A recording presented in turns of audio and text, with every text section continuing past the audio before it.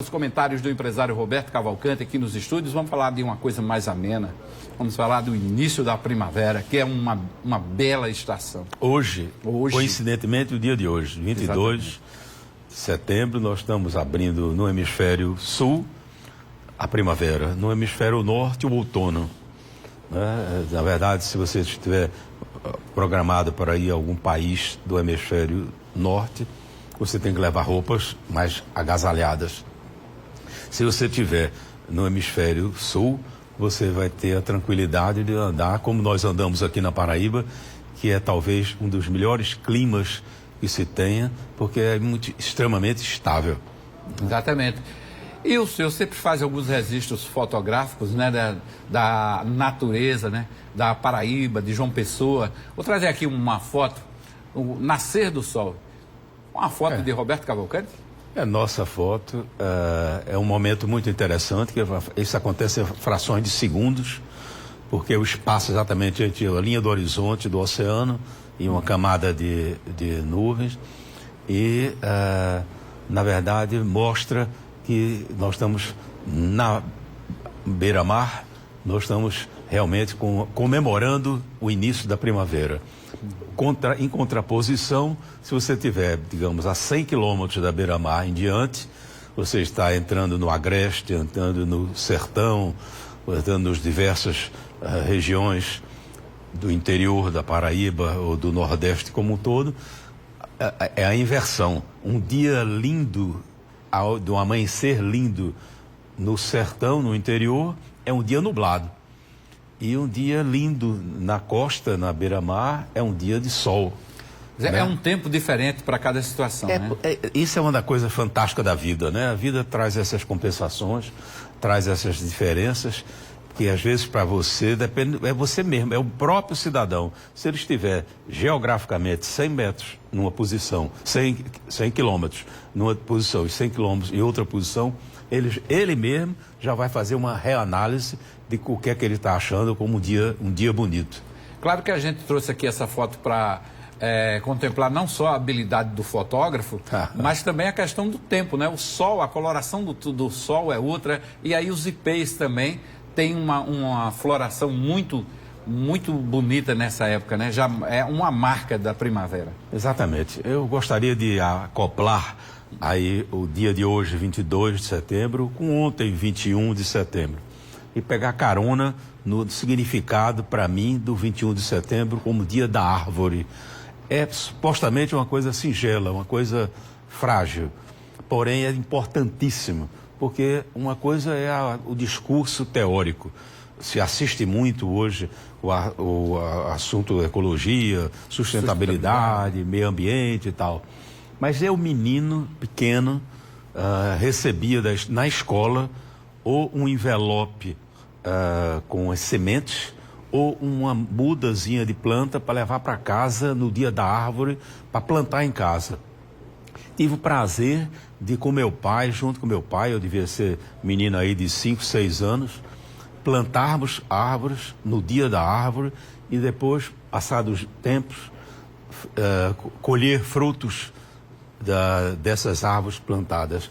Então eu não gosto de generalizar comentários, porque poderia ser injusto. Determinados municípios ou determinados estados podem ter feito um belíssimo projeto de marketing para poder, exatamente no dia da árvore, fazer com que a população tivesse a consciência de ter sua árvore ao seu lado, de inserir, porque se critica muito desmatamentos e tal, se fala às vezes justamente ou injustamente, mas eu, cidadão, não assisti nenhuma movimentação em prol de cada um de nós fazermos a nossa missão, que é, na verdade, plantar árvores para colher frutos no futuro, e nós não estamos dando às nossas gerações mais novas, e que têm netos, essa participação de ter levado para casa ou em casa terem feito uma mini solenidade, que é uma solenidade em homenagem à natureza,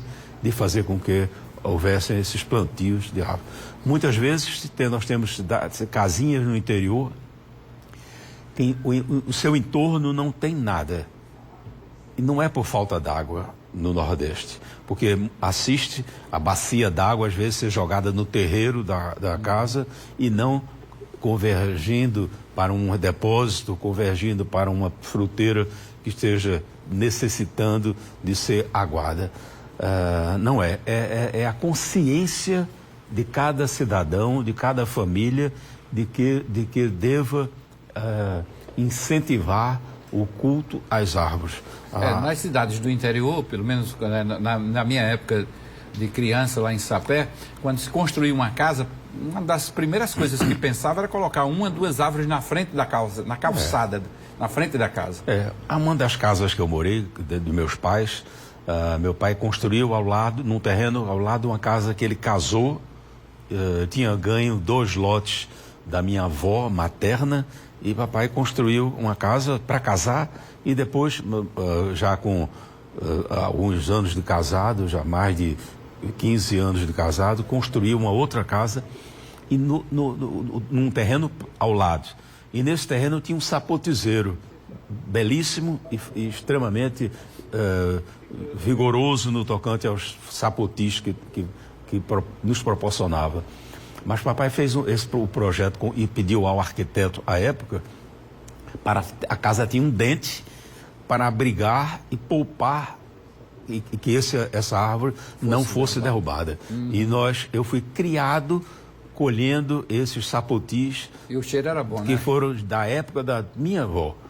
Então, mas eu tinha e nasci com essa consciência. Então, automaticamente, cultura é cultura. Na medida que você levar aos seus menores, dizem que da fase de 3 a 5 anos, talvez seja a fase mais rica em termos de evolução e materialização de efeitos da inteligência dos neurônios. Exatamente nessa idade, o que é que fazemos uma reflexão, o que é que nós fizemos pelos nossos filhos ou nossos netos menores para que eles cresçam e tenham o carinho dentro de si no tocante ao meio ambiente. Acho que a preservação do meio ambiente, internacionalmente se explora isso às vezes de forma até ideológica, que não tem nada a ver, mas eu acho que cada cidadão, cada cidadã deva ter a sua consciência de fazer com que o meio ambiente está ao seu lado. O meio ambiente, muitas vezes, você fala de Amazônia, fala do Cerrado, fala da Caatinga, fala de qualquer região, mas muitas vezes ele está ao seu lado e você não faz. Muitas vezes uma poda de uma árvore, você está condenando aquela árvore a um envelhecimento precoce, a uma morte precoce. Eu acho que nós passamos, eu me ressenti muito ontem, falei na rádio sobre esse tema do tocante ao Dia da Árvore, que estava menosprezado, estava abandonado, quando mundialmente se sabe e se percebe nas mudanças climáticas que nós todos devemos fazer a nossa parte, cada um faça a sua, cada um plante a sua árvore, cada um cuide da sua árvore, cada um tente construir um mundo melhor. Verdade, e mesmo espremido nesse mundo aí de concreto e ferro, a arquitetura moderna hoje já abre espaço mais para essa convivência. Inegável. Né? Muitas vezes você contempla a fachada de um prédio e você vê salpicados, varandas, na qual a vegetação é exuberante. Enquanto assistimos outras varandas que são completamente nuas, despidas de sentimento. Eu acho que o jardim de cada casa, nem que seja num cacto, numa caqueira, nem que seja um vaso de flores,